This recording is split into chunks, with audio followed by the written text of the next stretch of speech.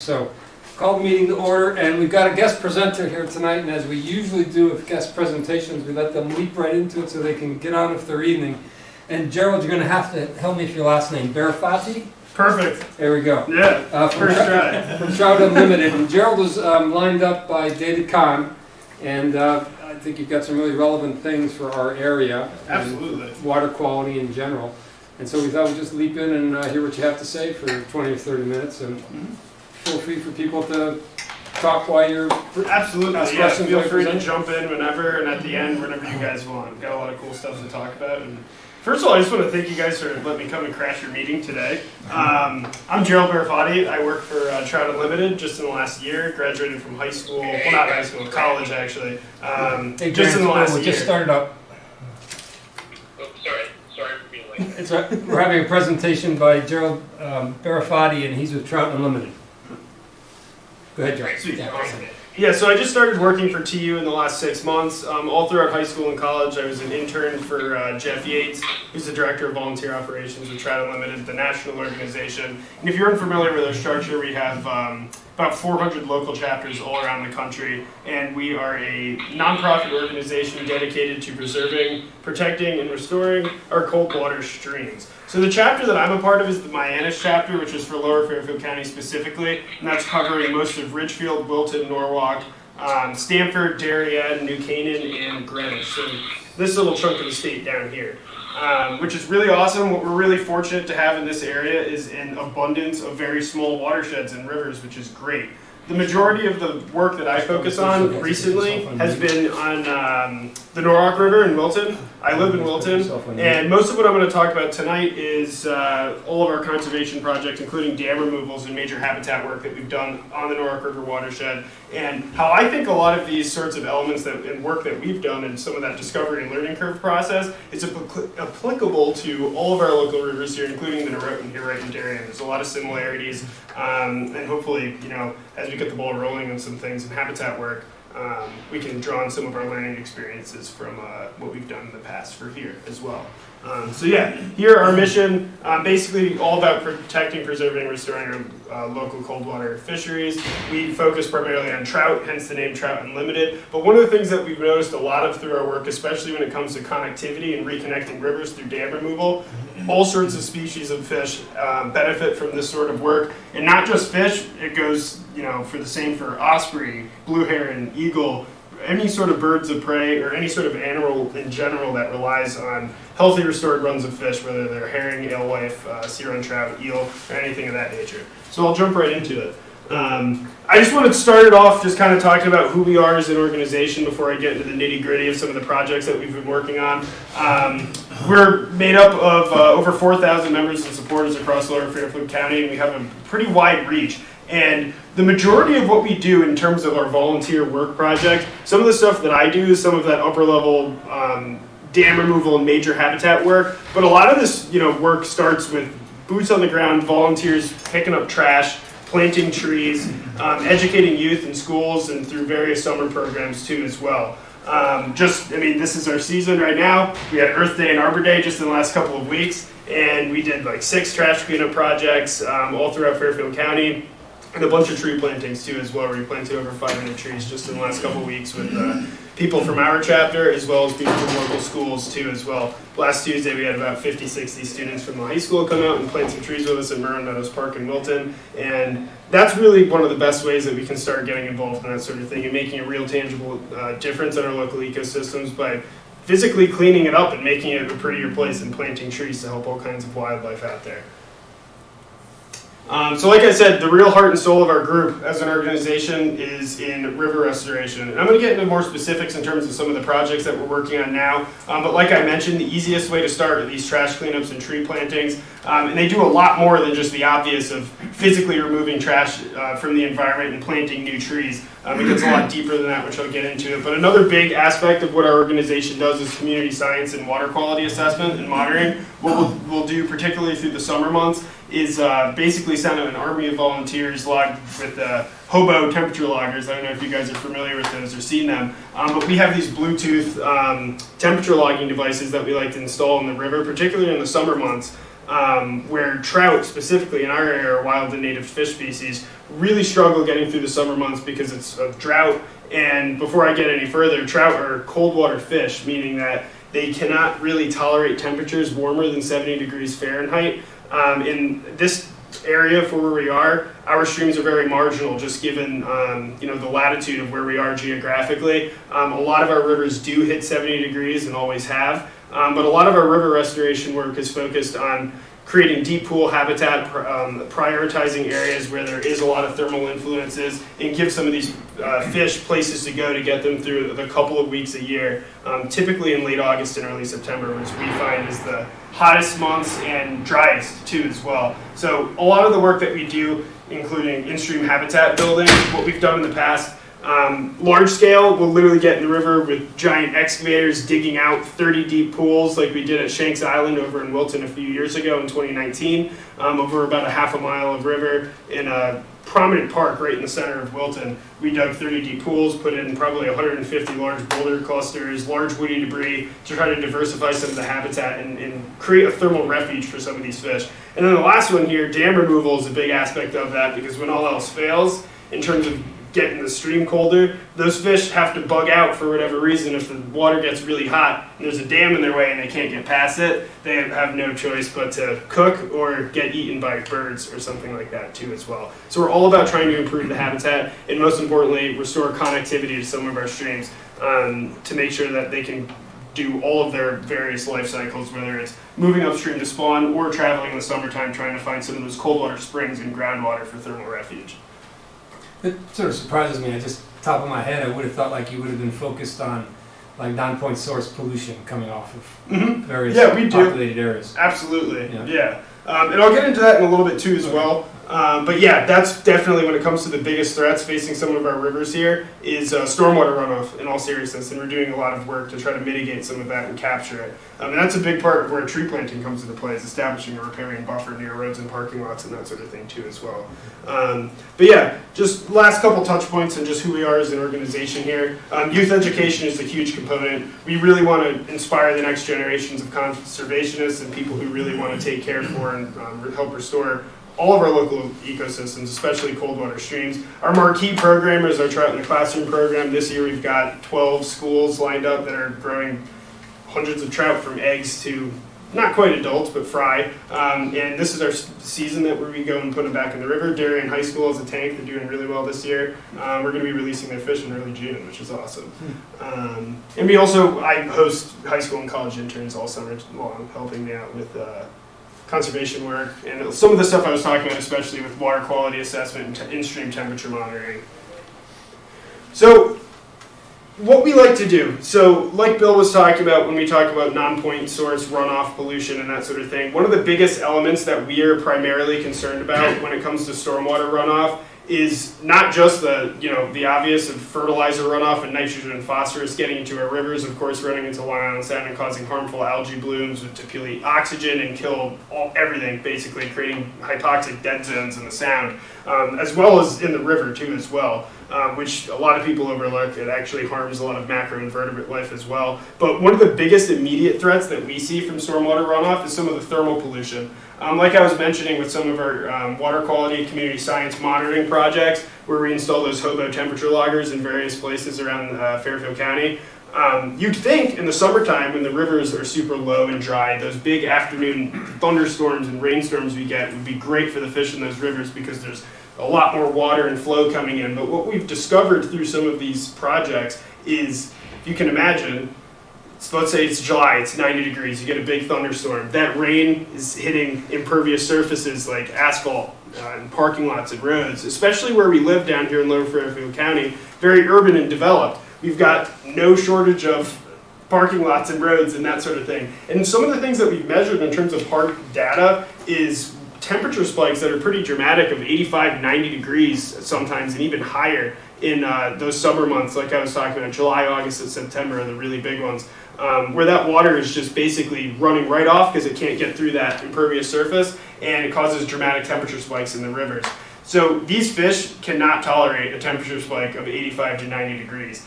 And they don't just immediately die when this happens. What they will do is they're forced to find cold water. And that's a big part of where the dam removal component comes into play, because if these rivers aren't connected and they can't find areas where they can either get down super deep on the bottom where there's a lot more groundwater coming in, or just run to areas where they get away from the large influx of some of that hot water as it diffuses through the system, they've got no choice basically other than to die. And temperature pollution, particularly from stormwater runoff, is one of the biggest reasons why we've seen a decline in wild native trout species, not just in our area, but throughout the country too, as well, as more and more areas are paved over and developed. So one of the things that we can do to help combat that is literally planting trees. It's not just to provide shade for the river, but what this does is also these root systems that are created. The big three things that we like to do when it comes to stormwater runoff is slowing it down, sinking it into the aquifer, and spreading it out over a wider area so that water isn't just immediately running off into the streams off of these roads and parking lots and sewer systems and just immediately lost. What we try to do in doing this is getting that water to slowly seep down into the groundwater aquifers where it can cool down and percolate back up into the river system through various springs after it's cooled down and cleaned from whatever pollutants might be in there, whether it's nitrogen and phosphorus or road sand, salts, all kinds of other stuff that are just running off for roads. Especially what we've seen in the last summer or so, particularly with a couple of devastating major flood events like the Ida remnant in particular. Even though we're getting the same amount of rain that we have in the past, when we're talking about climate change, one of the big things that we've noticed for our area at the very least is even though we're getting the same amount of rain like year over year on average, we're seeing it happen a lot faster in a much shorter period of time. So for example, April, it rained, I think, 2 or 3 times in major events. We got the same amount of rain as we historically do in April, but it came in 2 big rain events where it dumped 3 or more inches. And what happens when a situation like that happens with poor stormwater management infrastructure, that water is running off and is being lost in the system. It's not sinking back down into the aquifer. And even though you're getting a bunch of really big floods like we had with Ida, when the groundwater is not recharging the aquifer, the amount of water seeping back in through groundwater is slowly being depleted over time, and you're losing that cold water influx on some of our local streams and rivers. So like I said, one of the quickest ways and cheapest ways we can do that is getting volunteers to plant thousands of trees all over the place, trying to establish a riparian buffer. And some of the bigger things that we've started to do, particularly in Wilton at the Middlebrook School, which is the middle school that I went to, is installing stormwater catch basins to basically slow down this water and capture it and slowly sink it down into the ground over time versus just what it is now, which is, if you think it's like a 5 or 6 acre sprawling complex with a black tar roof, and all of the stormwater drains to one pipe that shoots into the Comstock Brook, which is a native brook trout stream. But I'll get into that a little bit later. So like I said, dam removal is huge. It's honestly a game changer for all of our rivers, and even though I've only been in this field for like a year and haven't had the opportunity to remove a ton of dams, and the ones that we have, I've seen an unbelievable and dramatic influence. It really is one of the greatest ways to totally transform the health of not just the river, but an ecosystem as a whole. So since I've been involved with Trout Unlimited, our specific chapter, National, has done a ton of stuff, particularly out west with public lands and stopping the big pebble mine in Bristol Bay in Alaska. But I won't get into that too much, it's a little off topic. But what we've done for around here, we've taken out 2 major dams in the Nark River in the last couple of years. And it's just the amount of species that have come back quickly too. Usually when we're talking about conservation related things or anything environmental, like tree planting, for example, we want this tree to provide shade and cover for the stream. You plant a tree, you gotta wait 50 years in order for it to get big enough, basically, to accomplish those goals. So the 3 biggest things that dams pose to some of our rivers here is, 1, it's an obvious barrier to fish passage. Whether it's trout that live in a river that need to move around to spawn or to find thermal refuge, like I was talking about, can't do it, or fish that rely on rivers, particularly diadromous fish like river herring, alewives, eels, lamprey, cannot get past these barriers to spawn in their freshwater habitats. Another big one, kind of that I touched upon, is thermal pollution. It's not just for roads and parking lots. What dams do at the end of the day is create impoundments or a pond behind the dam. And what that does is slows down the current, It's usually in a wide open area, and the sun beats down on it really fast, so it's losing oxygen because it's being slowed down, and because it's slower water in a wide open environment, the water heats up. So using those temperature loggers, we often place them below dams to try to measure the impact, the thermal pollution that dams pose on rivers. And in the summertime in particularly, you're often looking at temperature swings of 5 to 10 plus degrees warmer downstream from a dam than above the dam. So what you see is not just fish species and populations being disconnected. Oftentimes you'll lose trout populations or any other type of cold water fish that needs that colder water completely in that downstream side of a dam. Another big one that people don't really talk about too much when it comes to dam removals is it doesn't just block fish from moving up and down river, it also blocks the transportation of sediment too as well, which has a wide range of negative impacts on not just the overall stream ecology. For example, trout require small sands and fine gravels to spawn, and those get blocked behind the dams. But another big aspect of it too is even down towards beaches in Long Island Sound too as well. You're losing that natural deposition of sediment that you would with like deltas. Think of the Mississippi River Delta. The bottom half of Louisiana basically is one massive delta. And that's what you see a lot here, block sediment transportation. So in a lot of these instances where we have dams and the ponds that are created, they fill up very quickly and they need to be dredged constantly and maintained. And they fill up over time, so what used to be a really nice, beautiful pond can quickly become filled with sediment and all kinds of other debris. And in areas where there is an industrial history too as well, oftentimes a lot of toxic contaminated material can get blocked behind this dam too as well, which is a big problem, especially when it comes time to trying to remove the dam. One of the first steps we have to do is soil sampling to find out physically what's in the soil there, because a lot of cases that itself could make the project cost prohibitive, but I'll get into that a little bit with this one. Are all dams created equal? So like we've got dams that like Holly Pond has a dam which creates a pond which keeps the residents from having to live in a salt marsh. They have a nice pond rather than maybe a smelly salt marsh. That would be an aesthetic thing. Some people.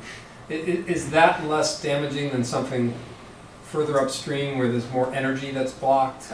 I mean, it all depends. So Holly Pond, as an example, is a little bit different because that's below the head of tide, like you were saying. It tries to, even though the tide does get up and over it and that sort of thing, it's not a full barrier to fish passage because fish can get up and over it on the tide and that sort of thing.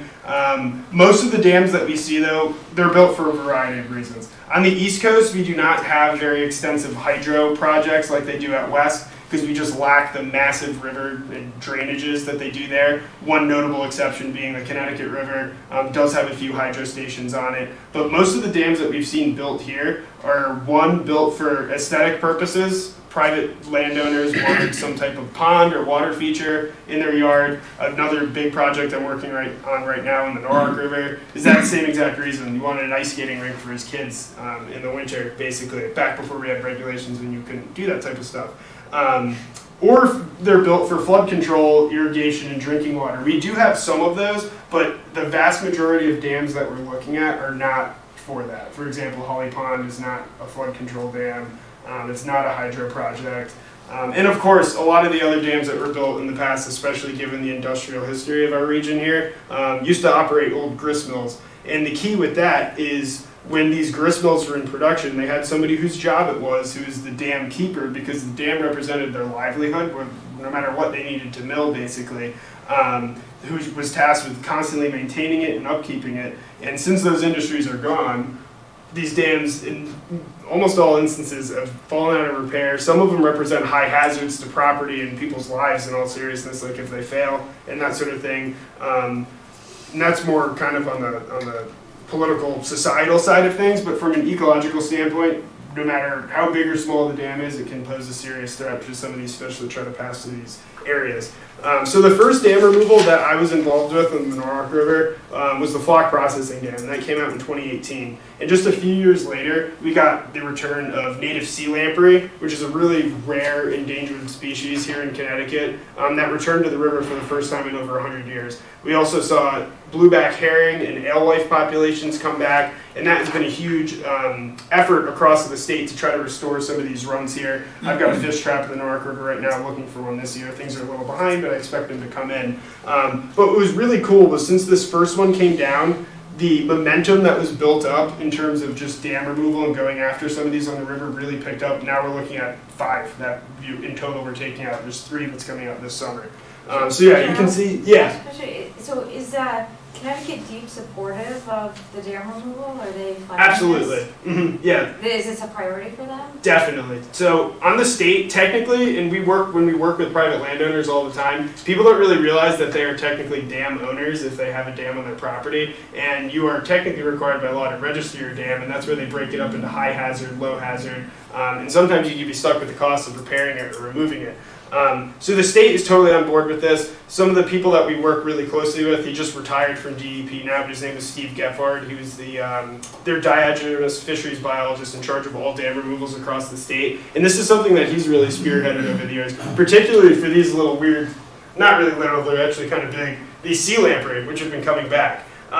Usually the first thing that comes up when we talk about dam removal is Atlantic salmon, which was an effort that the federal government and state of Connecticut tried for many decades to come back, spent billions and billions and billions of dollars in stocking these fry, and not a cent of that went to dam removal, which was the real reason why these fish basically went extinct. The Connecticut River watershed had the largest run of Atlantic salmon in the entire world until a couple of dams were built and it went out just like that. But what we do actually have a lot of are sea lamprey, believe it or not. And of course, there's been a lot of things that have changed since then. Even if we took out every dam in the state, I would be very doubtful if we saw returns of Atlantic salmon later, just because the chemistry of Long Island Sound has changed, particularly the temperature of the ocean too, as well with climate change. But we have a lot of herring, and we've got a lot of sea lamprey too, as well. And these projects get funded from the federal and state government if you have the presence of some of these fish in the rivers. So this was a really big deal for us when we found native sea lamprey and herring returning to the Norwalk River after this dam removal. Like I said, we're trout unlimited, but any fish that goes on a massive migration from God knows where in the Atlantic Ocean to come back to our rivers here deserves respect in my book.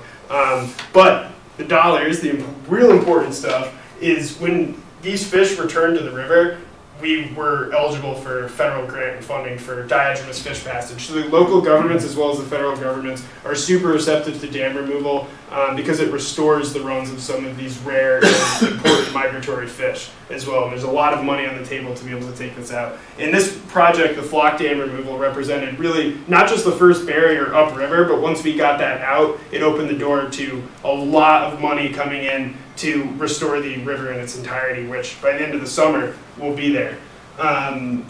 Just curious, how far up the Norwalk River are we talking about? So right now, this dam represents the last upstream barrier up until Factory Pond Dam in West Reading, Georgetown. And once this dam comes out, we're looking at 18 miles of fish passage, which is unprecedented for Lower Fairfield County. There's some rivers, like the Saugatuck in Westport, for example, where you could be standing on one dam and looking at the next one a couple hundred yards away. The Norwalk River had a lot of dams historically, but Wilton and Norwalk in particular got absolutely devastated by the flood of '55, where it wiped out pretty much every single dam except for the Cannondale Dam, which we breached a few years ago, the Flock Dam, and this one, which is a big deal. So right now, fish can migrate from Long Island Sound to this dam in Wilton, right around in Wilton Center, and that's about 10 miles. And once this comes out, it'll extend that another 8 miles up to West Reading and Georgetown. But like I said, absolutely huge deal for where we are. 18 miles of free-flowing rivers, truly incredible. And this project is huge. This is something that, I've lived in Wilton my entire life, grew up fishing and hiking there, and ever since I was like 8 or 9 years old, I heard that this dam might someday come out, and this summer it's happening. Just it's on Friday morning, actually. I was with Representative Jim Himes and Will Haskell, our state senator, because there was announced $475,000 in federal funding for this project, and that was because we have river herring and alewives. Who knew? Which is a really important, pretty much a game changer. Got us over the hurdle because this is a $3.6 million project, all of which was paid for by grants for the most part, and those grants we were eligible for by the presence of some of these diagenous fish that were in the river. So this dam here is pretty massive. In some of my temperature logging studies that I've done and some of our thermal mapping in particular, once this dam comes out, we're looking at the downstream temperature decreasing from anywhere from 3 to 5 degrees, which is huge. Like I said, where we are is pretty marginal in terms of wild trout habitat and a cold water fishery. When this dam comes out, it's not just going to open up all of that much more fish passage. It's also really going to aid the fish that are already living in the system get through those really warm summer months. And I've included this picture here on the bottom. It's kind of an artist's rendition of what it's going to look like after the project is done. Because what a lot of people ask me when we're talking about dam removal is, what will it look like when it's done? All people are used to, especially dam owners who have one on their property, they're always been used to looking at that pond in their backyard, and they think it could turn into a muddy swamp or something like that. But what ends up happening when we take these dams out is the river naturally finds its course through that floodplain, and all of that soil that was underwater, buried in sediment for decades, for however long the dam was there, is super fertile, and there's all kinds of seeds that are trapped in there. Of course, we'd go back and plant a ton of trees, but just using one as an example, that was a dam that failed recently in Westport on Sasko Brook, the Bulkley Pond Dam that's right above Route 1 in Westport. That dam failed on its own in a big storm a few years ago, and just within a year or two later, it literally looks exactly like this. So that river will carve its way back through. It'll be 10 to 20 feet wide, just like the rest of the Norwalk River, and there's already willows and red osier dogwood growing. It basically just looks like awesome meadow habitat. But what we will do once this dam comes out is plant probably 1,000 trees here to help provide shade and cover for the river, because we don't want to trade one thermal pollution source for another and have a big wide open field with nothing there, which is a really big deal. So yeah, this dam is coming out this year, and it's honestly one of the biggest dam removal projects currently happening in the state, just given the price tag alone. And one of the reasons why this project is so expensive is what I was kind of touching upon before, the fact that dams also block the transportation of sediment. Way upstream where the next dam is in Georgetown was an old wire mill,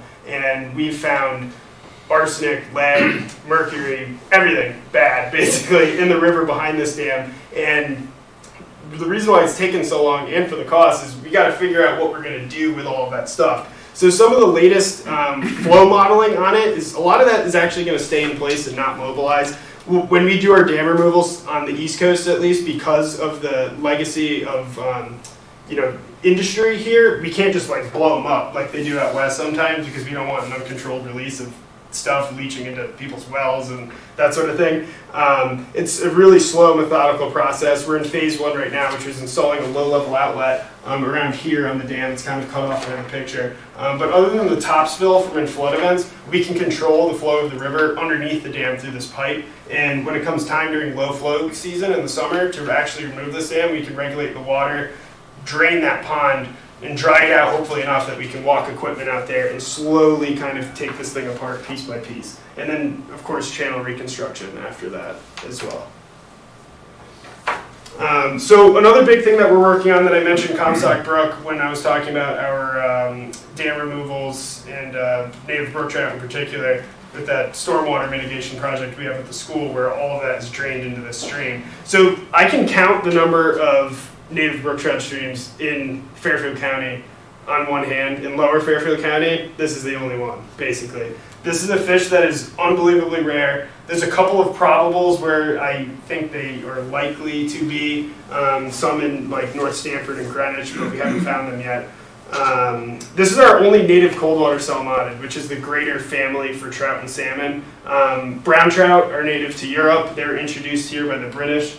And they are endemic now to our rivers. We like them too, but they are technically a non-native species. And rainbow trout, of course, are from out west that are here due to state stocking programs and that sort of thing. And these fish are super important because they serve as an indicator species for the overall health of the watershed. If brook trout are gone, they're always the first to go, and that's usually the sign of a greater decline in whether it's water temperature or water quality, because they require the coldest, cleanest water to survive.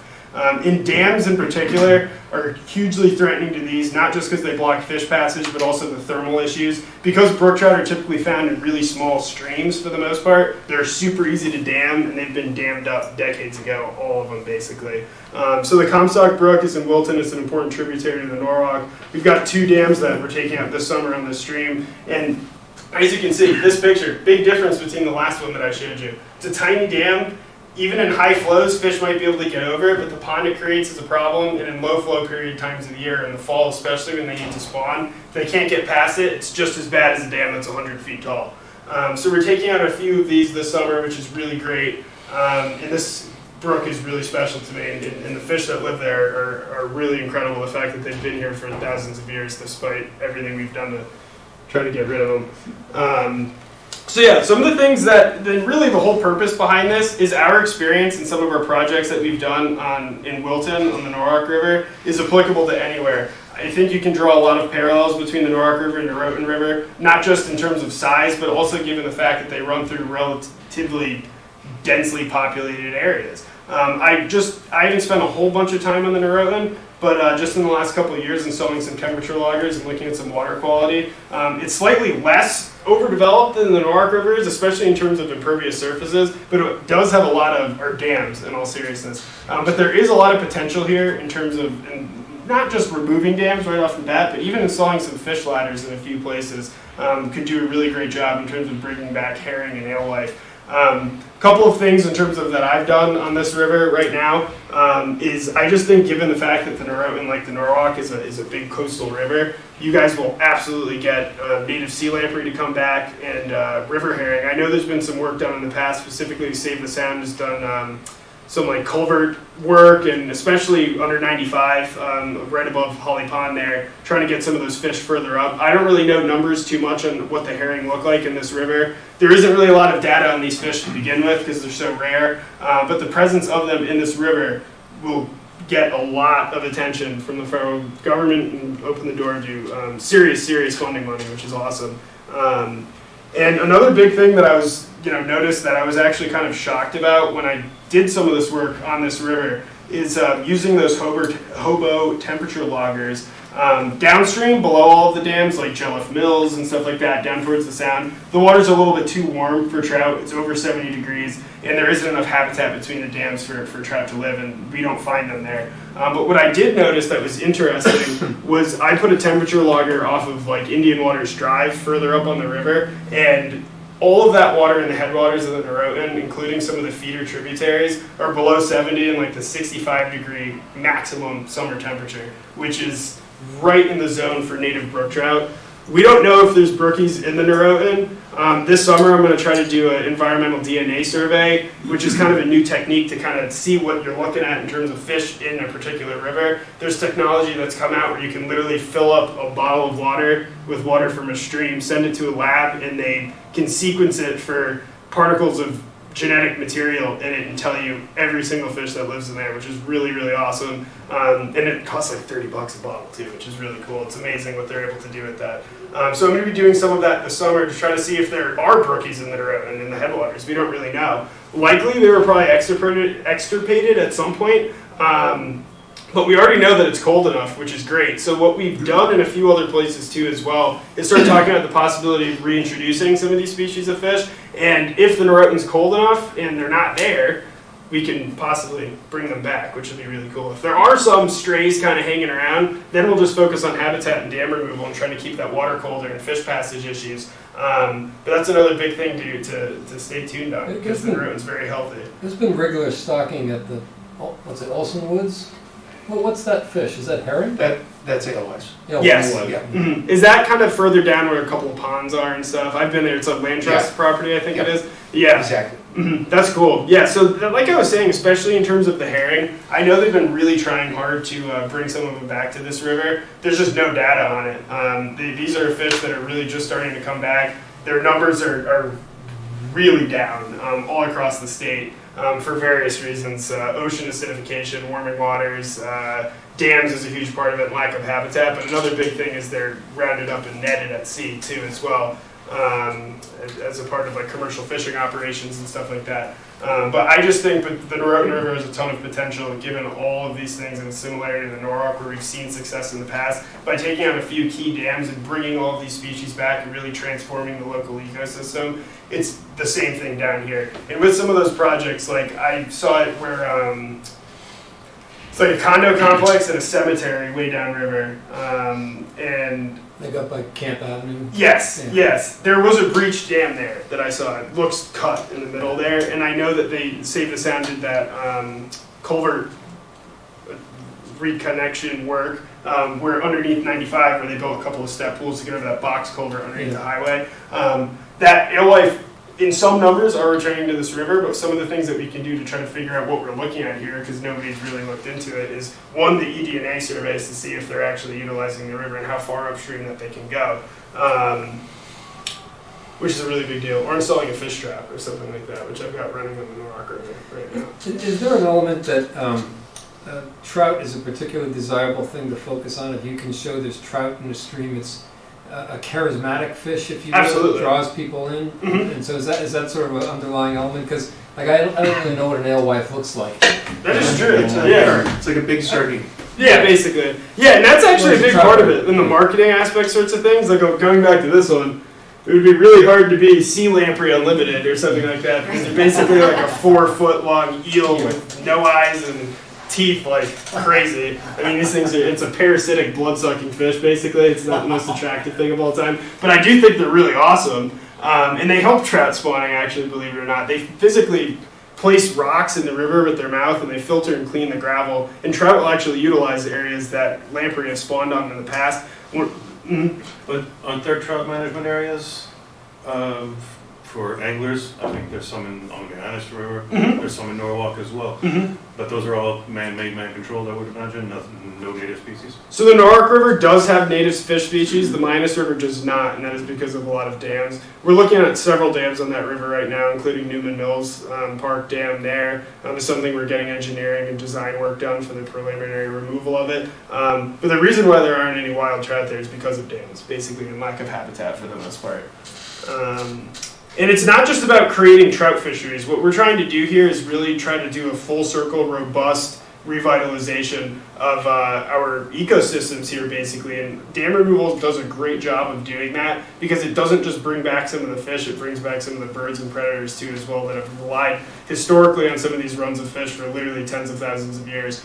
And taking out some of these dams, because we are dealing with native fish, this is something that they've been trying to do forever, and just giving them the opportunity to do so, they come back very, very quickly, which is very cool.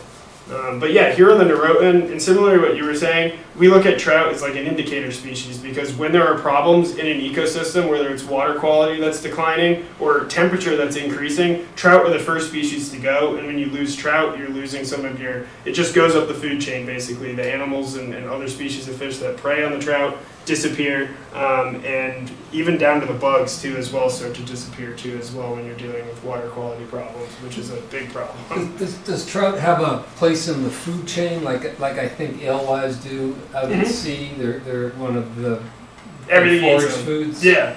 So does trout have that same? To a similar degree, not the same because they're non-migratory for the most part. Alewives are super important because everything from like a cormorant to a whale eats an alewife basically. Trout, because they're typically in the stream, it's not a keystone species in the sense that it's a critical forage fish like a river herring is. But the real thing is kind of like they're like the canary in the coal mine. If those things are gone, something's wrong. And that's why we focus primarily on them, because if you can restore trout, you're going to help the eagles and ospreys and heron and everything. It's just an overall indicator of a healthy watershed when you have native trout there because they require the cleanest, coldest water. How about bang for the buck? Is removing a dam like the most effective thing you can do cost-wise, or is it just the most effective thing you can do and it's just damn expensive? I mean, well, that's the thing. Cost-wise, like you saw on this slide, I mean, to remove this dam, it's $3.6 million. And part of that is, like I said, because of the sediment and stuff that's trapped behind it. But in terms of bang for your buck, a fish ladder will never, I mean, you might get some element of fish passage restored, but what it doesn't solve is the thermal problems. As long as you have a dam and a pond behind it, the water's still going to be too hot for them. And we've seen that in a lot of situations where like kind of the natural progression we're talking about fish passage is first the fish ladder is put in, because it's kind of a compromise. The people who like their pond and dam are happy because the dam is still there. The fish people are happy because the fish can get up there. But The problem is if the water's too hot and the fish aren't there, they can't utilize the fish ladder. And time again, in a lot of situations where fish ladders have been installed, the next conversation is usually removing the dam. And when it comes to dam removal, like I was mentioning before, when you start breaking down the high hazard and the risks of dams and liability in particular, it is always cheaper to remove a dam than to restore it in 99% of instances. Because also what you want to think about too, it's not like it's powering a mill or a hydro project like most of our dams. This one here is like the world's biggest dam to create a pond basically for his kids to ice skate in 100 years ago or so. That brings in the question of what would we be maintaining it for, in all seriousness. But in terms of bang for your buck, even though it is expensive, it's an absolute game changer removing some of these dams. Just this one in the Norwalk, the Dana Dam alone, like I said, we're talking about a 3 to 5 degree temperature decrease, opening up fish passage for 18 miles for diagenous fish from Long Island Sound, reconnecting trout populations, etc., which is a game changer, and you'll never fix that from a fish ladder even alone. I'm assuming another benefit would be that if you took the dam out and the sedimentation moved down the river, then next time you have this intense hydrological event, you wouldn't have as much flooding in the neighborhoods because you'd have a clearer passage. Absolutely. To the sound. So I know in our town we've had a lot of issues, like all over Fairfield County, with intense flooding in neighborhoods. So that's something to consider. Yeah, that is also a really big aspect in terms of dam removals that people don't talk about. One of the biggest things, like when we start talking about dam removal, is like, oh, how is this going to impact the flow of the river and flooding? These dams that are constructed that you see here, these roll dams are basically kind of what they're called. They just go over the top. It's basically made out of concrete.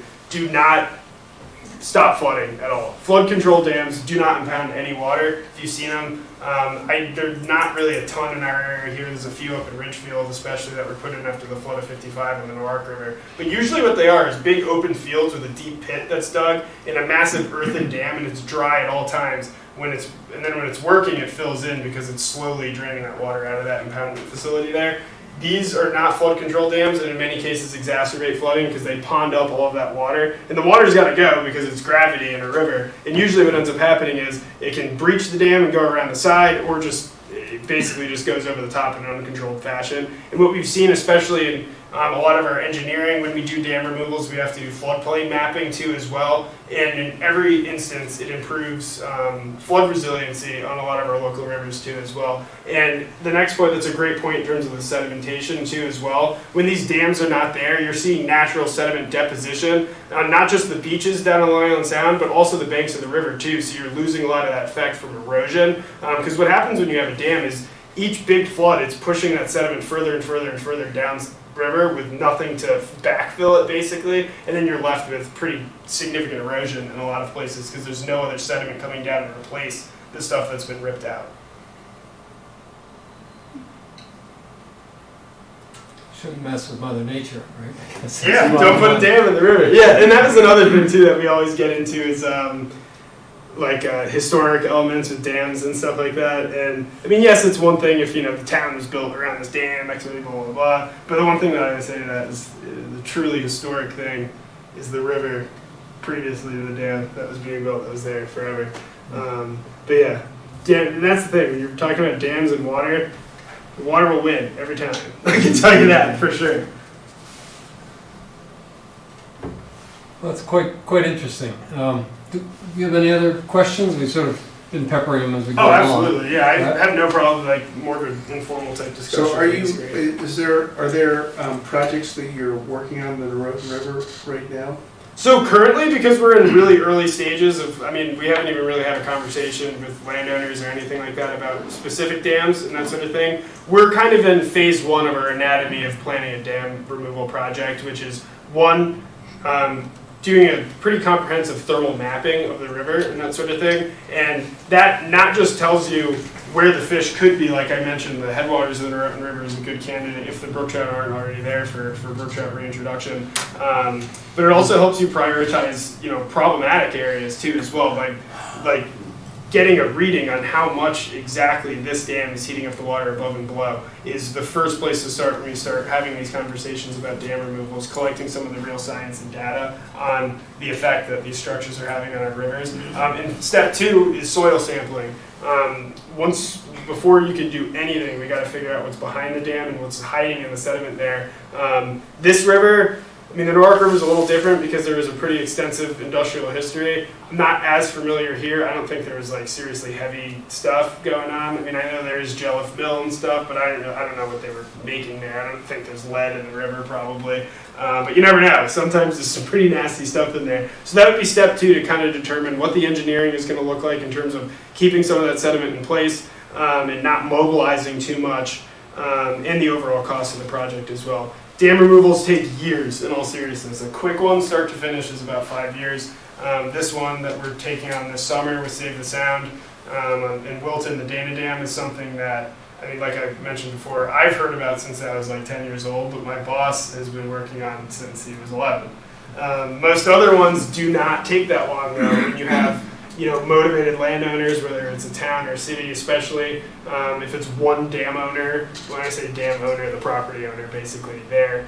When you're dealing with a couple of the ones we're dealing with on the Miamis River right now is several landowners, and you gotta get everybody's input basically before you do anything. So that's where things can get really problematic. But these things take a lot of time. But step 1 is doing that temperature mapping stuff. And in terms of what I'm doing on the Norotan specifically, I don't have any dams on my sites yet, so no need to be afraid that I'm going to blow something up anytime soon. But yeah, what I'm working on now is the temperature studies, and this summer is the environmental DNA surveys, which I'm really excited about because it's a really cool new technology to figure out what's in the river, and it'll kind of help us get a reading on where we can go from there if we find brook trout or herring or whatever it is. Mm-hmm. Wait, so how do you do these thermal studies if you're like all over private property? Can you just walk right up the river, or do you need to get their permissions first? So most of the time you get permission and that sort of thing, but in a lot of places where we do it, so for example, larger rivers, rivers do represent kind of like a right of way if you enter from a public standpoint. But here, when both sides of the river could be owned by the same landowner, or two, we're not really kind of just going through people's property and stuff, but we will put them like under major road crossings and that sort of thing, always in public areas because of that, because it's a trespassing issue, of course. Have you ever thought of using the anglers themselves for? I'm a member of the Connecticut Trout Fishing Oh, cool. on Facebook, Yeah. Mm-hmm. and there's like 11,000 members in Connecticut alone. Mm-hmm. Could you possibly get their help to be able to get some of your sampling and sort of take a look at the health of whatever habitats they actually go fishing in? Oh yeah, absolutely. We call those rod surveys actually all the time. That's like a big part of it. One of the best ways to figure out what's in a river is literally go fishing and see it. So when I talk about finding native brook trout around Fairfield County in particular, a lot of that is me going out with my fly rod and trying to find it in a lot of places. That's kind of how we know where some of these wild trout are around here, is from exactly that, angler surveys. And that's really what we're all about at the end of the day, is a lot of that community science driven approach to things. Whether it's not, a bunch of scientists operating in the background. Like, for example, I don't come from a science background at all. I majored in political science in college, which is fake science, and I've been doing this stuff, which is great. And part of that is a big, big aspect of that is getting people out, boots on the ground, because we're a grassroots organization. We leave some things to the experts, of course, like the engineering and the dam removal, so we don't destroy like a road or something like that. But with a lot of it, starts with literally people going out and finding what's in their backyards. That's all what this is about. A lot of the things that I'm talking about tonight are like, whether it's river herring in the rivers, particularly wild and native trout species living in our local areas, the information that we have comes from a lot of community science-driven data and people going out and finding this stuff, because you can't really look up how many alewives are in the Norotan River. You kind of have to find it yourself. So that is a big part of it. Mm-hmm. Are you, I heard you mention that, in many cases you're doing sediment samples. Have you been finding a lot of evidence of pesticides in some of the areas that you've been testing? Absolutely. Yeah, so everything that runs off of people's lawns, of course, ends up in the river and eventually Long Island Sound, which is going to pose a problem. The big one everybody talks about is, nitrogen and phosphorus from fertilizer causing hypoxia and stuff like that. But a big thing that we're starting to see, especially now more than ever, is a lot of pesticide runoff across the board. I mean, everybody's kind of heard about how pollinators, in particular, because of like neonicotinoid pesticides, do a number on them, and that's a big problem if we lose pollinators and that sort of thing. But one of the even bigger things that is slowly kind of rear its ugly head that people aren't talking about too much is an across-the-board loss of macroinvertebrate life, particularly aquatic insects too as well. We've seen in some of our rivers through macro surveys across the board, not just here, but all across the country, bug populations are crashing big time. And for a long time, people didn't really know why, but they're kind of starting to connect the dots back to pesticide application too on lawns as well. And that's a big part of it, is educating homeowners on the stuff that they're putting down. It's gravity, you know what I mean? Everything will end up in Long Island Sound eventually that you spray on your lawn. And pesticides are a big part of that. And if we lose bugs, it's not just a question of, pollinating our food and that sort of thing, which is a huge problem. But even on a smaller scale, you lose the bugs, trout don't have any more food, birds don't have any more food. It's a big deal and can lead to an overall ecosystem collapse. So we're seeing a lot of the problems with pesticides, particularly running into rivers, causing a lot of problems with just bug populations just gone, in all seriousness. Well, I think this has been great. Why don't we wrap it up and get on to the more boring elements of the meeting? No worries, but yeah, seriously, thank you for allowing me to have this time to talk about some of this stuff. I love this. It's great. Really great. Sweet. Let's see, you just have to pop out of that, right? And we're good? Yeah, we should be good. Hopefully it won't take as much of an issue in terms of setting it up. Where'd you find the projector, Bill? John Keena nicely suggested I go to the library, and they let you borrow them for a week. It's like, what, a quarter of the size of the town is? Remember the town thing? It's just Big huge. brown trout. Big brown? Yeah. That's sweet. Farmington River? I'm going tomorrow. Right. I'm off tomorrow. Thank you. Bill, seriously, thank you so much. Thank you. Sorry if I took up a lot of time. No, it's wonderful. I appreciate it. I like this stuff a lot. It's awesome. But yeah, seriously, feel free to reach out to me whenever about stuff. If you've got questions about things going on. Well, let us know what you find out on the river as you We'll start let you some of guys this know work. that, actually, Keep yeah. us in touch. For sure, absolutely. We'll touch base in a bit, like maybe at the end of the season. Sweet. This is our season in terms of got to figure out where the water's coming from for stormwater and thermal pollution and stuff like that. So we're getting loggers in the next month or so. So We're really interested Stay in hearing tuned. what you, Awesome. results. I'll reach out. So. sweet. Well, thank you guys again so much. I appreciate it. Mhm. Thanks. Take care, everybody. That's great. That's really good stuff. Well, thank David Kahn. It was David's idea to bring him in. So, Thanks, speaker. That's great. It is impressive. Yeah, energetic guy. Presentation for 6 months out of house. Did you have any slides or anything like that?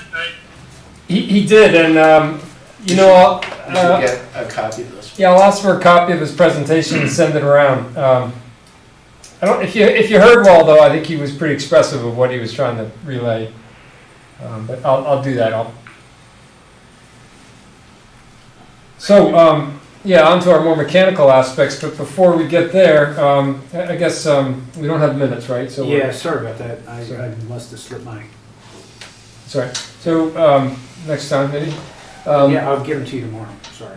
And have we got notes going on for tonight? Flips. I'll take care Oh, of it. thank you. And so on to an important point, long-awaited harbor master is in place. John, welcome. Really nice to have you. Yeah.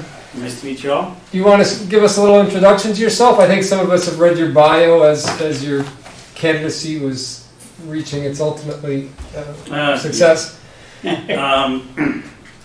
So I've been a resident of Darien for a little over 50 years. I've been on the water my entire life, since I was a month old, I think. I've had a state boating certificate since the age of 11 or 12. I've been very involved with the Darien Boat Club. Been around the waters of Darien and Norwalk my entire life. I actually see this role as sort of a continuation of my involvement in the community. Some of you may know, I'm very involved with the Darien Boat Club. I was Commodore from 2007 to 2009. I think some of my experiences that I've had with the Darien Boat Club will play well into this role. I'm also looking forward to understanding what your group does here and how you help and how you contribute, et cetera, to the town. Yeah, super. That's Yeah. great.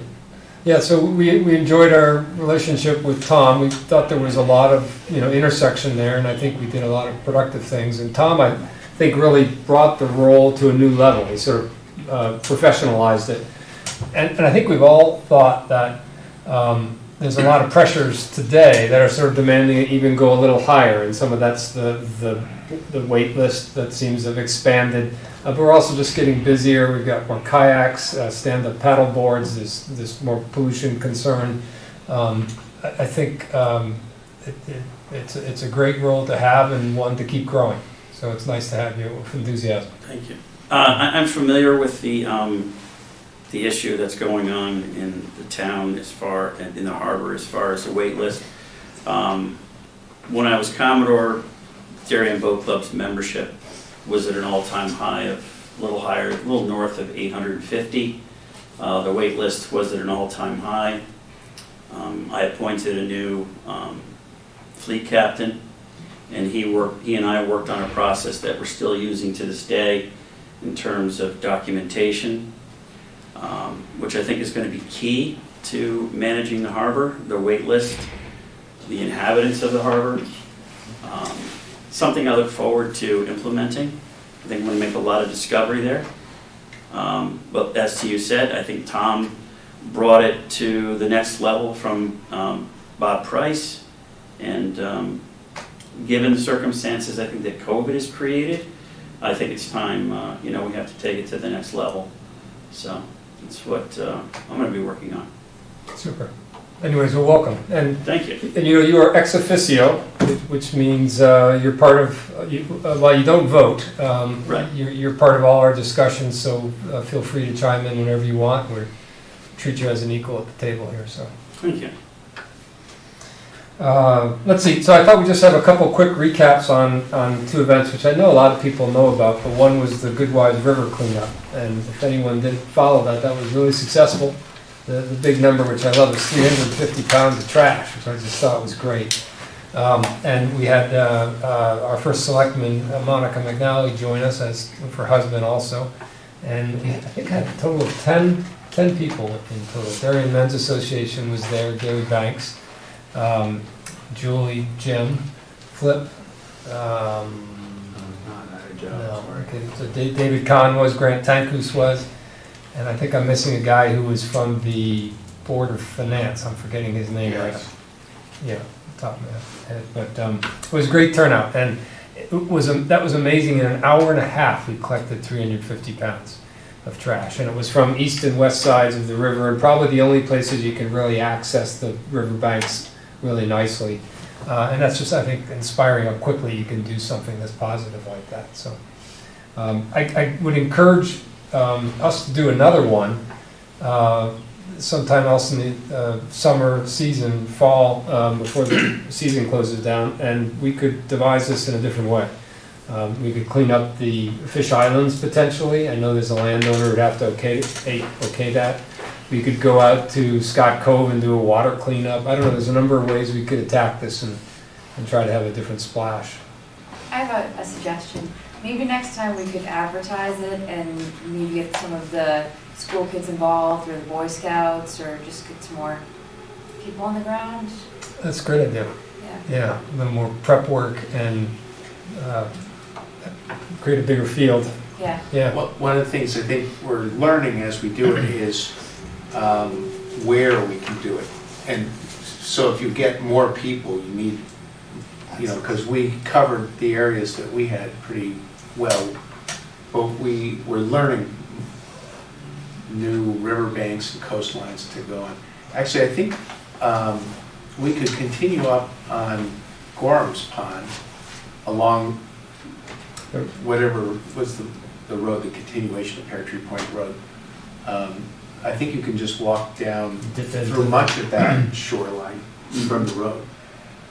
I wonder if going there also, when they do the drainage, would that allow more of the It's near pretty shorefront? soft. Is it soft, yeah? Yeah, Okay. you can't really get out onto it, but. Well, why don't we all put our minds to it as the season progresses and look for another occasion? Yeah, I would also say Holly Pond could use some cleanup as well. I know, Bill, you've had your head focused on that, and especially on the Stamford end. I think, actually, they've got a project where they're thinking of doing some dredging, actually, because so much is built up. I've heard of that, about putting, not taking it out totally, but putting stuff to the side. A visionary project. Is that not, yeah, okay. I thought they cleaned some of that up when they changed the bridge. I don't know. I didn't see that down here. There is definitely another land trust property off of Nearwater that's on Holly Pond that you can get access to. That's the same sort of thing, high tide bush that collects all the garbage in it. Yeah, I walked by there the other day and it was a trash dump. Really? Yeah. Well, if there's low-hanging fruit, we ought to target it, because I think, just to have that picture and the poundage, and to attract people to do that, if that picture didn't have 10, but 20 volunteers, that's even more impact, so showing the town, yeah. That's great. And then the other thing I just wanted to mention, which was a big success, and this is the Darien Sail and Power Squadron's baby. It's a flare-up that they do every 2 years. And they had that, and sort of unbeknownst to me, Frank Kemp has been keeping the advisory Commissioner on Coastal Waters name associated with the flare-up. Every year it happens. We're a co-sponsor. And I sort of in the back of my mind known that, but to be honest, this is the first year I showed up and dutifully shot off my expiring soulless parachute flares, which are wonderful. They even have a recoil. I love them. Those things really went up high. Anyway, but they do an absolutely wonderful job. They allow us to be a co-sponsor, and we've just been sitting back, not doing anything to really help it. And they sent a very nice letter. This was from their new Commodore, Lynn Oliver, and she sent a very nice letter to Monica McNally, acknowledging all the partners who had helped, including making specific mention of ourselves. So I guess I would just put it in our heads that the next time this rolls around, which is I guess another 2 years hence, maybe we have a bigger presence. It could be just a handful of us. Have we in the past? Yeah, honestly, when Frank was more active with this commission, he would Pull people in? yeah. Okay, so I think that'd just be great for a handful of us to join, and you can become a safety monitor on the beach and help them fire things up, or just... How well attended was it? Just curious. It was huge. I was there for about an hour. My guess is I was seeing about 300 people. Really? Yeah, there was a lot of families who came just to watch the fireworks go off. I mean, there's the fire boats and the police boats were in the harbor, and they're letting off orange smoke flares, which were spectacular to watch from, if you're a little kid, you're having a good time. Yeah. I was having a good time. It's just a real big draw. Yeah, it's neat. The weather wasn't so great, right? It was a little windy, but it wasn't so bad. Okay. They did the flares offshore because they quickly blew to the side and would have been people's faces. But That's great. anyway, then the only other thing I'd quickly go through is I presented our strategic plan with its activities in the back to Monica McNally in her office. She's all for what we're doing there. So both on the mooring wait list and the mooring upgrades, as well as the water quality, as well as some of other events we'd like to tackle spontaneously. She's all behind it. Really figured we're there already in terms of having presented the options to the board, worked through them for ourselves, and voting to have that plan, and coming back to her, she said, check, keep going. So we should operate with that as our assumption for this year. So. And then the only other thing I was going to bring up, and this is a little free form, and it's admittedly early, but it could happen fast. Who knows? It's the Steinkraus property that's being talked about in town. And I know there are a lot of mechanical steps to make it happen, and a lot of things with any deal making, which it's all optimistic and probable, and then it all falls apart, and some people knew it was never going to happen, and that's how these things work. But I wanted to bring it up because I'm regularly approached. I've had 3 or 4 people approach me in the last month and a half, wondering if we're doing things about it and what we think of various aspects. And so I just thought this would be something maybe we could, I'd be curious if people heard about what's happening, if they've got views on how we might intersect with parts of the project if it goes through. And we should start just discussing and thinking a little about it. So as a general question, have people been like myself hearing about aspects of it? Yeah, but I don't feel like I have a full picture of it. I mean, I know there's a property for sale and there's some discussion of the town acquiring it. And that's all I understand. Yeah, I have seen the map, and the Steinkraus properties is all the waterfront. The inland, some inland portions would not be in the sale, but if you're talking about the nicest parts of Ziegler's Cove, entrance to Scott, backside into Scott, that's the property being looked at. From what I understand, we're at a point in the process right now where it's sufficiently tenuous that it almost sounds like bad karma to be getting too far ahead of our skis until it's I agree that I didn't want this to be the longest conversation, but I mean, a couple of things coming up that I think we should think about is, I mean, first of all, there's that harbor. Currently, it's a visitor's harbor, and this, John, would be intersection with you. Would the town be wanting to turn it into a permanent harbor?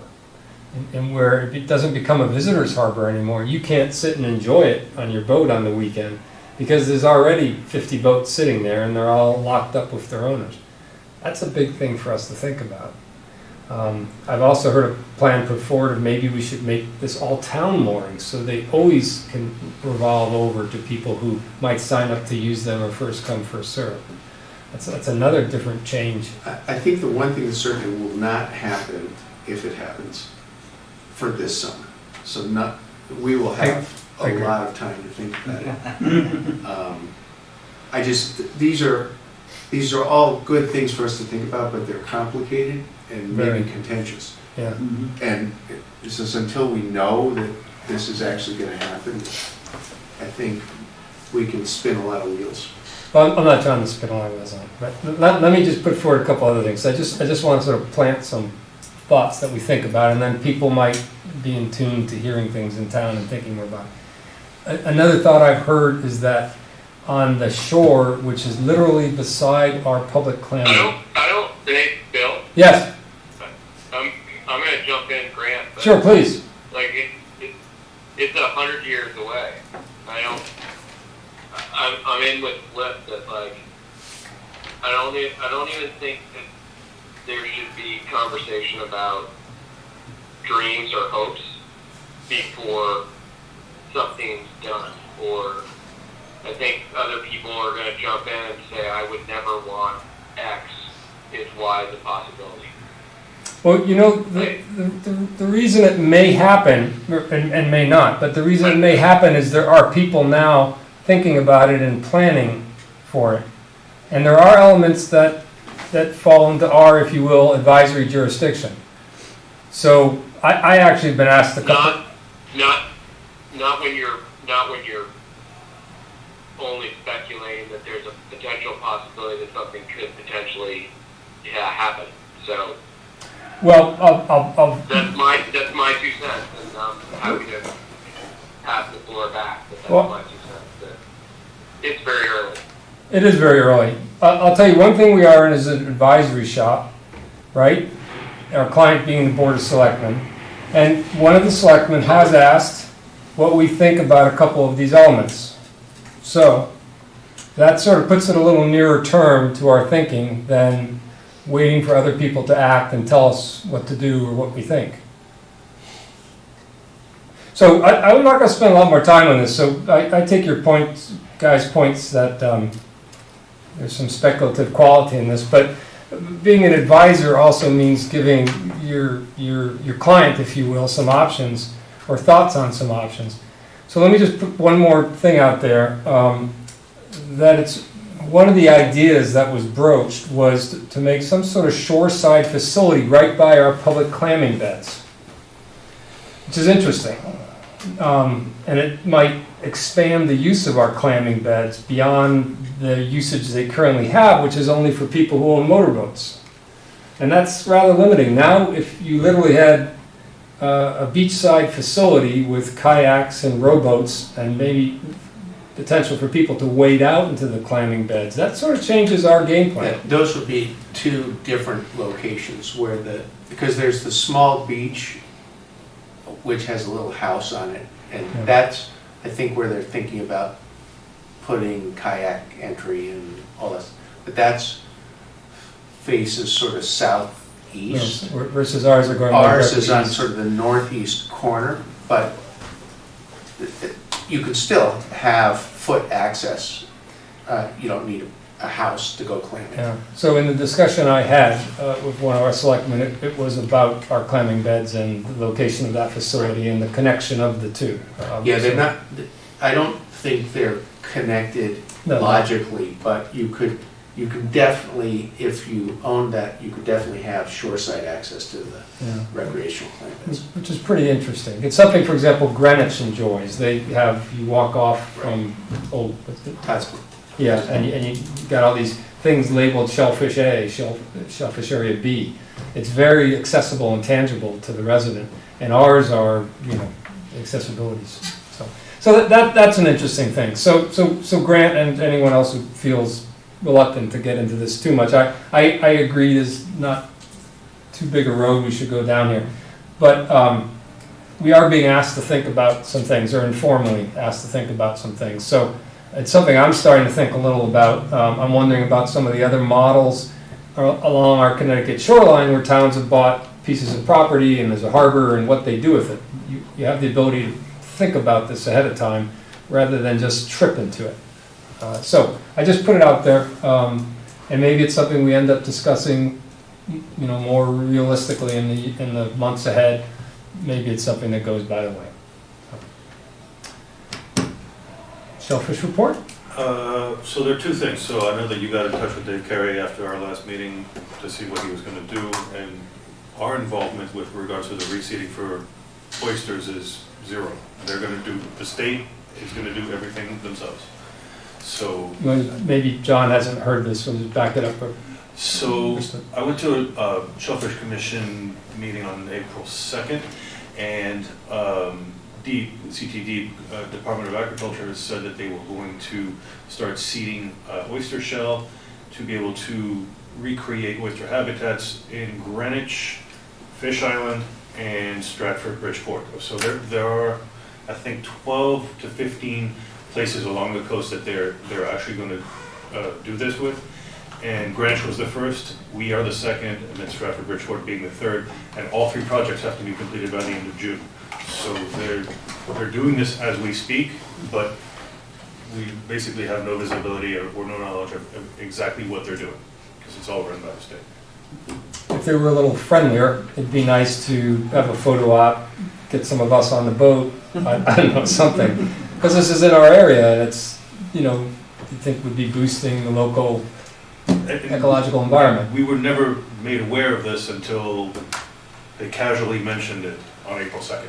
So I thought that was kind of odd. I mean, is there any reason that we can think why they wouldn't want to be friendly about it? It I don't seems know. like the I most approached Dave Carey, like, collaborative thing in the world. what can we do to help? Can we use I our think- boats or do whatever it is? I mean, they generally are friendly with us, right? Very much so. And so, And they to asked- me, this is just them saying, hey, this is squarely, our territory.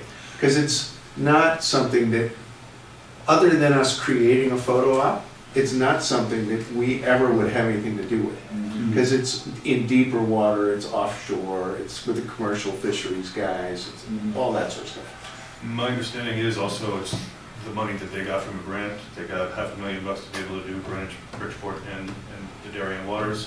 So I guess they don't want us to. So mind it. I don't think it's them really being unfriendly, I think it's just Yeah. saying buzz off. But it was sort of disappointing because we had Tessa Gretches, Yeah. is that the name? Come down to our area, survey, and that was a really fun And time. then- Yeah. And that was part of the data they were collecting, and In so order we to do felt this. involved. Yeah, and now some of this action now they just want to exclude. So, but I don't see there's a reason why we couldn't advertise it.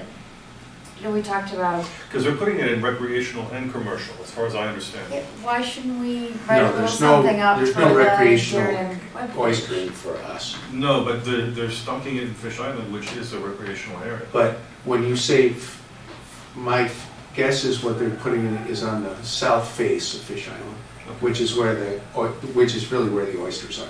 Okay. So it's deeper water than you could ever go as a. But Julie's got a really good point. We don't have to get so specific about where it is. It's helping our general waters, and it calls people's attention to healthiness. And we ought to get a boost from this, and we don't have to be on the boat to do that. I agree with that. So one of the things that we have at hand right now is Marley Hayes, who's the social media person. And she's in tune to receiving bullets from us and pictures. If we can get just Something a few from bullets Tessa. of this Okay. and maybe a picture of them, I'm not sure if they've got their own stock stuff, that they're out on the boat, or, and just do a post, I think that's great. Yeah, I mean, the fact they're doing it is public record, right? It's not, Yeah. so I mean, that's, I would think they would like publicity too. Mhm. Well, that's where I was trying to sell us coming in and, just tell us what dock to show up on and we'll do the rest. But maybe we can, the day they're out, we can get them to send us one shot or something. Can you reach out to Terry? Absolutely. You can hashtag them. And Tessa also sent another email just 2 days ago. The National Fish and Wildlife Foundation is allocating $85 million to America the Beautiful Challenge. And what they're looking for are projects that are both public as well as non-public. Projects for restoration of watersheds, forests, grasslands,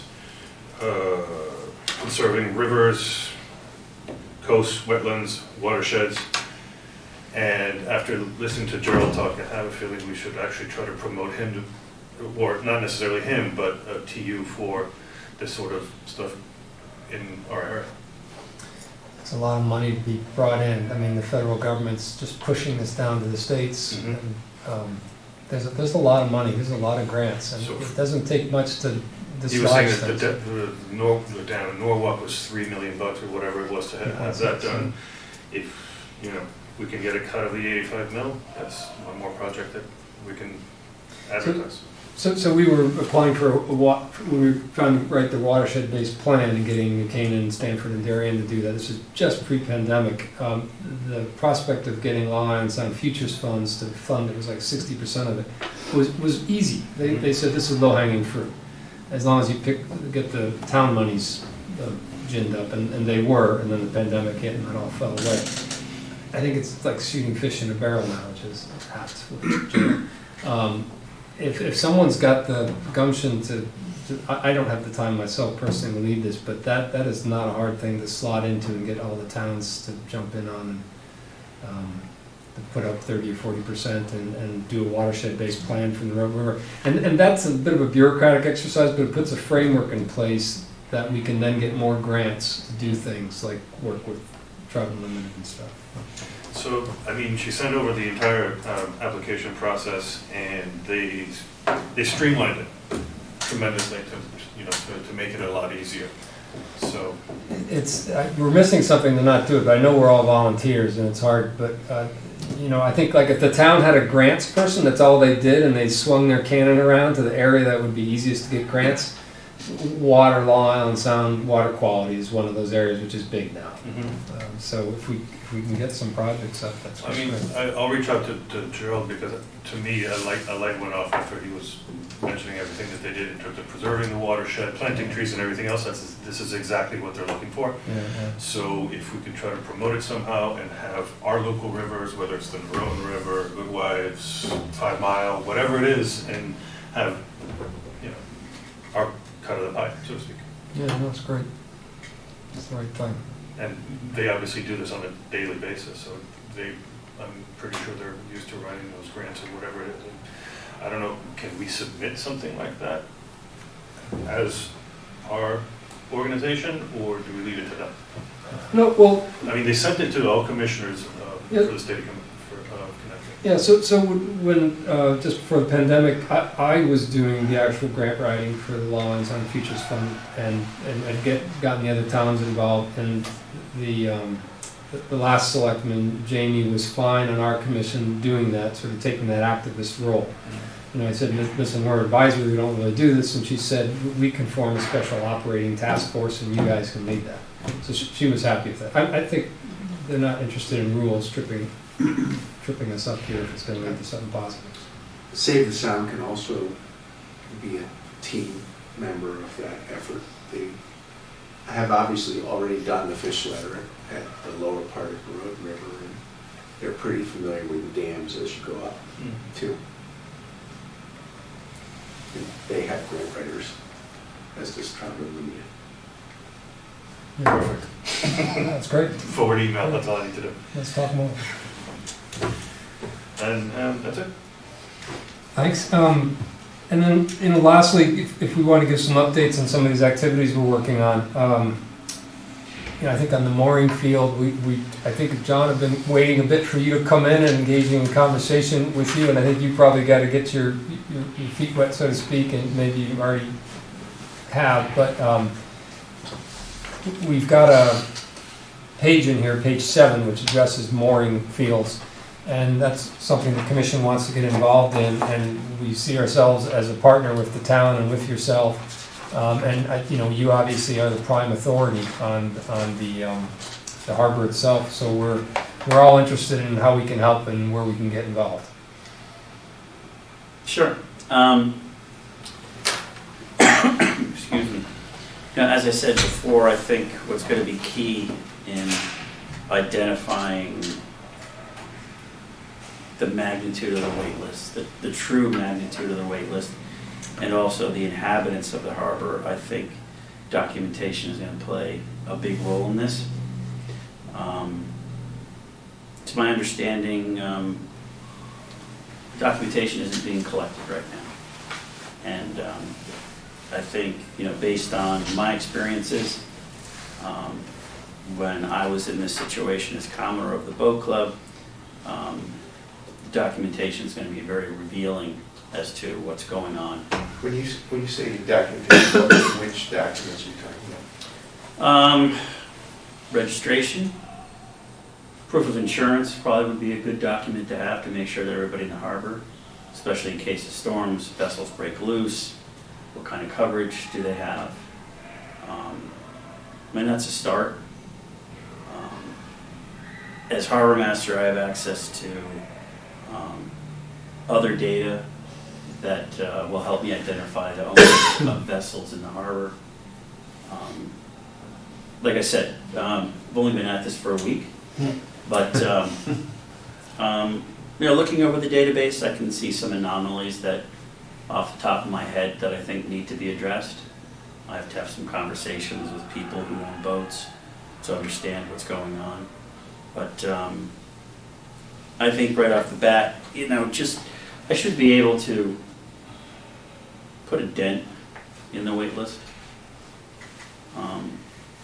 As far as, I see you're talking about moving boats around, I think I wouldn't be in favor of that right now until we know better what the harbor really is, as far as who's in it and who's on the wait list. We admit, case in point, we've made changes on our docks as a result of once we've gone through the exercise of identification. At the boat club. you're saying? Yes. Yeah. 200 and some odd boats there, 100 and something, close to 200 in Darien Harbor.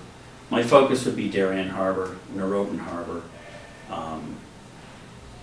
Ziegler's, Scott's. I can't say I don't know very much about Holly Pond, and I know there's a couple of moorings over in front of the Tokenique Club. I was actually involved in 2016 with my son, who was doing his Eagle Scout project, and I had the opportunity with him. His project was to map out every single mooring in Darien Harbor. So I've been around to just about every harbor that mooring there is in Darien already. I've gone through that exercise, the documentation, the GPS coordinates, registrations, boat names, manufacturer. I helped build a sizable database for Tom Bell to populate in the system that I'm using now, that he was using. So, 6 years has gone by since then. It's time for me to take a deep dive and see what I can find out. Super. Well, there's another side to this too that Flip, you've been particularly involved in, and that is the equipment standards. Late, we've had a lot of thoughts on not overhauling the standards which we've written in the past, but I'd say tweaking them in some different ways. Would you explain that you had like maintenance procedures and some specific points? Many of the changes, so I'm a member of the Road and Yacht Club, and I run the waterfront operations at the Road. And so the Road has taken the mooring servicing business over from Jeff N this year. And so I've seen a lot of this stuff pretty firsthand. So I think a lot of the areas for improvement in the mooring tackle going forward is almost below the level of the standards, the specifications for the tackle. It's more on your maintenance procedures. And so we are replacing this year many of the nylon downlines that go down where the thimbles are all rusted and the ropes are all partially chafed through. We're just operating at a higher standard just to make sure that the equipment is reliable. And so there's a variety of things like that, and how, whether the equipment is, whether the shackles are from China or the US. Mm-hmm. Sure. Just, so it doesn't really rise to the level of the harbor standard. It's more just how you're building moorings. Right. So at some point, I've reached out in the past, we'd love to have you come down to the Road and we can show you some of the things we've been seeing and trying to change. No, sure. Yeah, we'd be happy to. Well, this will be a continuing discussion through the season, so just wanted to have an initial take on it, and glad you're here to engage. It's great. And we're getting a little late, but I'll give a quick update on the coastal water quality activity we're doing. Had a meeting with First Selectman McNally, and she was very encouraging of what is essentially just our desire to get the Unified Water Study and efforts regarding water quality public and owned by the town, and serve as an awareness tool for people in water quality. And so she's for us putting some summary of our past findings and ongoing every 2-week findings on water quality on the website under a link that would be in the coastal water quality page. We have to devise what that is, but she's totally game for that. She thinks it's an important task. That was words from her mouth. And she also is liking the idea, suggested the idea actually, used the phrase a messaging campaign for water quality, using the Facebook posts that the town's doing with Marley Hayes, and linking those back to things we might put on our website. So we've got a nice challenge of figuring out what goes on the website and what we can put out for posts, such as the thing with the oysters, and Dave Carey I think would link to that. Really anything water quality we can use to alert people back to what we're finding every 2 weeks in the water, and try to drum up more interest in what's going on. So that was a really nice reaction she had to the whole project, and I think that bodes well. I'm of the opinion, I'm not scientific like Gerald here, same thing, not scientific. It's what you do with the information that counts. And we've got 5 years of data, and we're going to keep collecting it, and what we do with it is what's going to matter. Not necessarily I think the scientific findings of oxygen going up, 0.5% this year, that year. It's citizen science, so it's not high science, but it's meant to call attention to issues and bring support for them. So that was a really good finding. So just curious, could you help me understand exactly what the group does as far as coastal water quality? Yeah, so we're part of a larger Long Island Sound region-wide study, which has, I think, 29 other municipalities or nonprofit groups involved, and it's part of an EPA approved protocol to sample the water. So every 2 weeks, everyone in this study goes out, and these are just ordinary residents who are trained to follow protocols that the EPA has promulgated, and Save the Sound helps train people. We go out every 2 weeks in a boat. We borrow a boat from the boat club. Yep. And in about 2.5 hours, we sample 4 sites in Cove Harbor, 4 sites in Darien Harbor, and 4 sites in the Scott Cove, Ziegler, and Fish Island area. We'll call that another harbor, if you will. Sure. And the things that we're monitoring for, they're not for like bacteria or pollution. We're not caring if someone can swim in the water that day or shouldn't. You know, it's not the runoff It's not and like a the health bacteria. department sort of Yeah, that's issue. different. Okay. It's a long-term look at the healthiness of the water for flora and fauna. So what's the oxygen level? What's the salinity level? What's the temperature? What's the chlorophyll A level? What's the turbidity level? And there's 1 or 2 others I'm not remembering. And record those over time gives a snapshot of how healthy the water is. So the biggest finding we've had to date is end of July, middle of August, you've got very stressful waters for oxygen in our area. They only once in a while hit hypoxia, as in no oxygen in our harbors, but they nearly always get to 5 milligrams per liter of oxygen, which is very stressful. It's becoming the threshold at which fish are comfortable or not.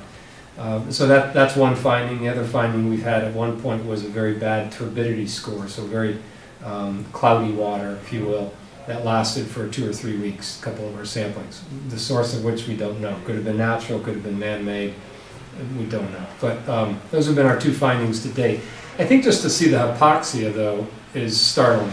Because if you ever see a map of the Western Sound hypoxia region, you know, it's a big unhealthy area in late July and August, and we're part of it. Not the worst part of it, but we're part of it. So to me, just to connect us with that is a big, you know, awareness thing. But this has been going on for 5 years, and we just keep it going at 6 months of the year, every 2 weeks. And the idea is just to keep it going and give a long-term view of what's happening in our harbors, which is fairly important because what's happening in the harbors is what's happening up the rivers and what's streaming into the waters. It's hard to know what we can do about it, but it presents a snapshot which I think helps with the overall analysis of what's going on in Long Island Sound. Mhm. Okay. So I think that's it on our activities, unless anyone has anything else. I think I just would open the floor if anyone has any other business. If not, then a vote to adjourn in seconds. Second. And we close up the other business and adjourn. So thank you all for coming. Thank you.